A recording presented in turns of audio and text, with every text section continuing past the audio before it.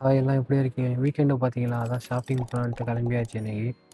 போய் மெஸ்ஸுக்கு தேவையான சாமான வாங்கிட்டு, நம்மளும் கொஞ்சம் ஹேர் கட் பண்ணிட்டு, என்ன மாரி முடி வெட்டுறதுன்னு தெரியல. போறப்ப டிசைட் பண்ணுவோம். வாங்க அப்படியே நீங்களும் வாங்க போவோம் வாங்க. பஸ் கால்ல பைசா இருக்கான்ட்டு பார்ப்போம்.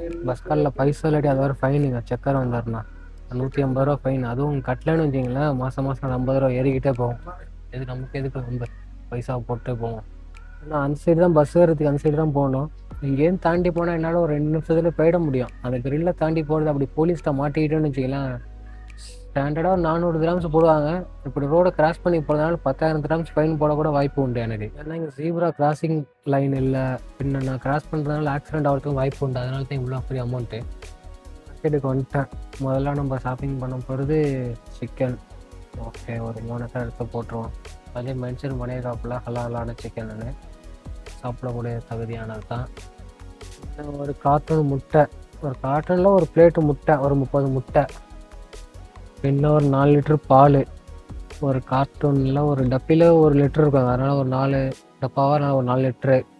ஐயோ, முட்டை மேலே வச்சுட்டேன்னா முட்டையை உடச்சிட போகுது. பின்ன இந்த பாலுக்கு ப்ரைஸ் போடலாங்க. மற்ற எல்லா பாலுக்கும் போட்டுருக்காங்க, இதுக்கு போடலாங்க. ப்ரைஸ் செக் பண்ண போகிறேன். இந்த மாதிரி ஒரு மிஷின் வச்சுருப்பாங்க, அதில் போய் பார் கோடை ஸ்கேன் பண்ணால் அதில் ப்ரைஸ் காட்டும். ப்ரைஸ் செக்கர்னு கூட சொல்லலாம். எவ்வளோ பார்த்தீங்கன்னா 15 கிராம்ஸ் 30 ஃபில்ஸ். என்னென்ன வெங்காயம், தக்காளி, பூண்டு, இஞ்சி, அந்த லொட்டு எல்லாத்தையும் வாங்கியாச்சு.